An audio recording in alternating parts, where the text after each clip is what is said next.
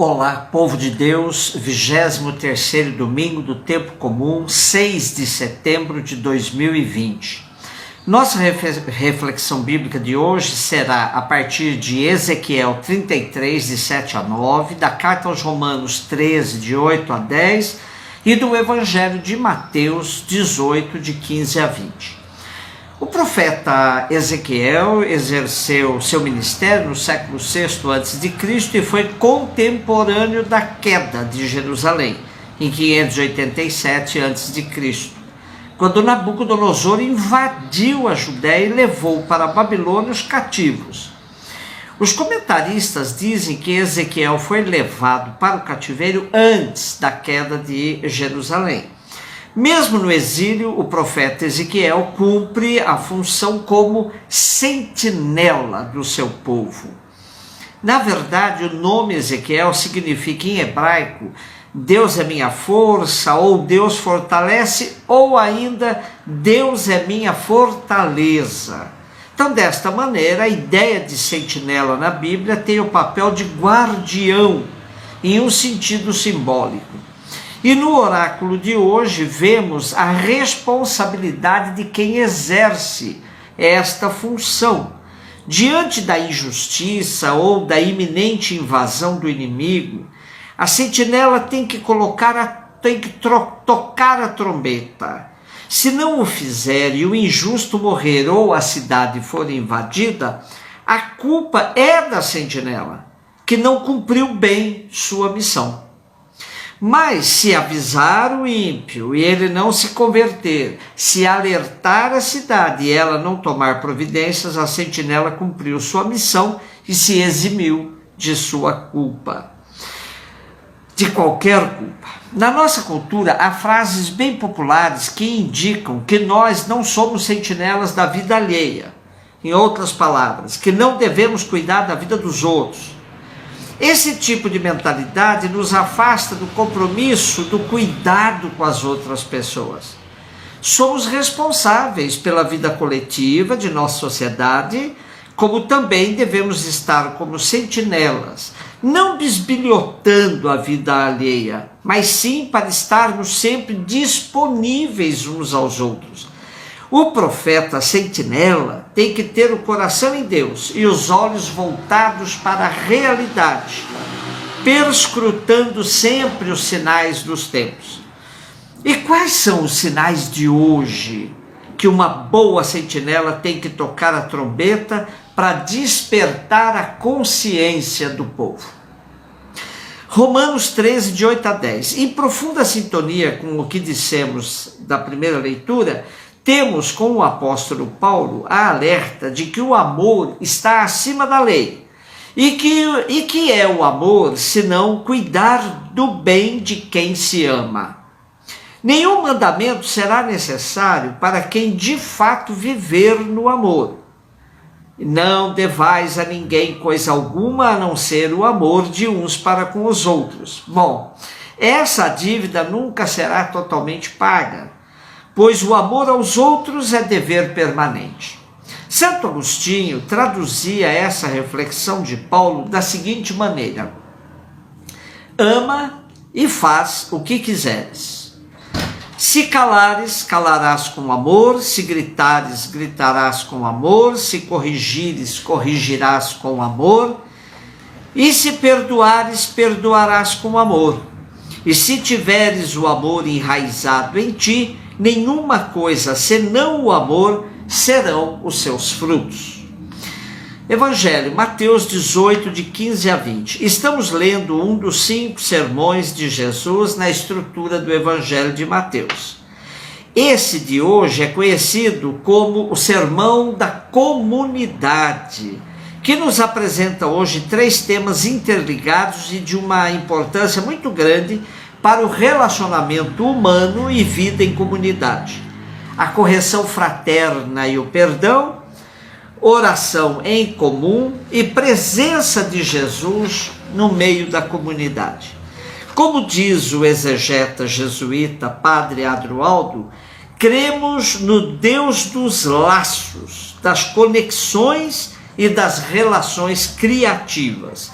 Por isso, podemos entender o nosso evangelho de hoje como aquele que propõe para nós um estilo de vida bastante diferente daquele proposto pela sociedade dos fake news, da mentira, da enganação e do individualismo.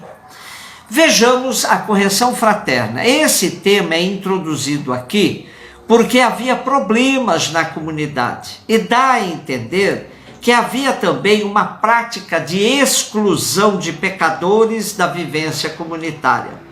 Por isso, o cuidado de desencadear um processo que organize e dificulte mesmo essa prática, pois o objetivo da comunidade é ganhar o irmão e não o excluir.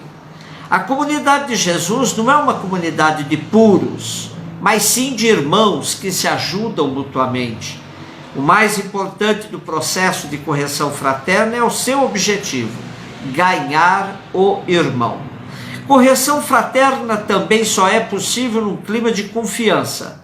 Se não há confiança, não há correção fraterna, pois quem a faz deve confiar na capacidade do irmão de ouvi-lo e mudar de rumo.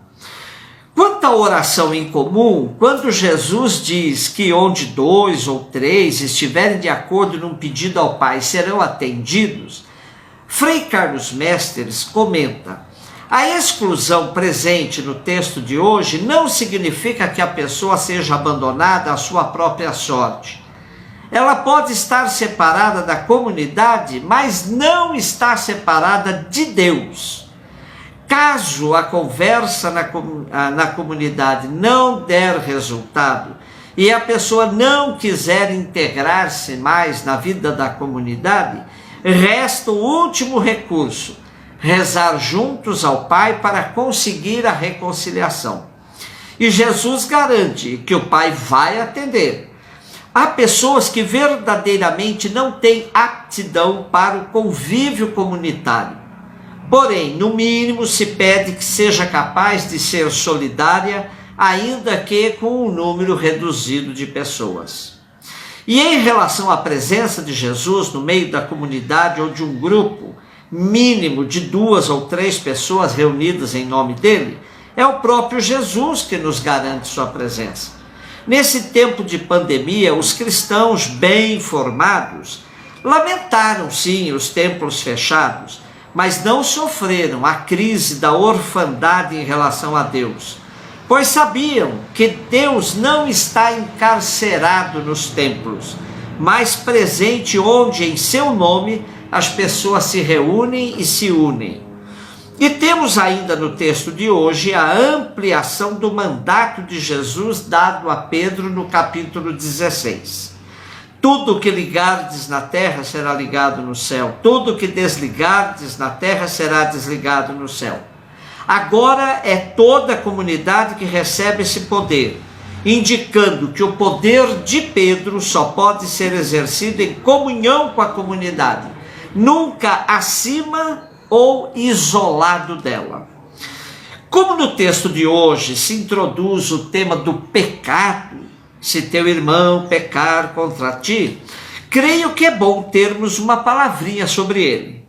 Como a tradição judaico-cristã teve dificuldade sempre de tratar sobre o corpo, a maior parte das transgressões ficaram focadas na moral sexual.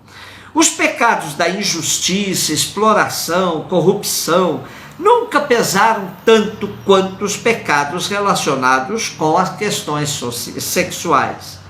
Esse comportamento foi acentuado pela moral vitoriana do final do século XIX, em que o capitalismo se desenvolveu de maneira selvagem, brutal, explorando e massacrando os operários, sem que isso fosse considerado como uma transgressão da lei divina.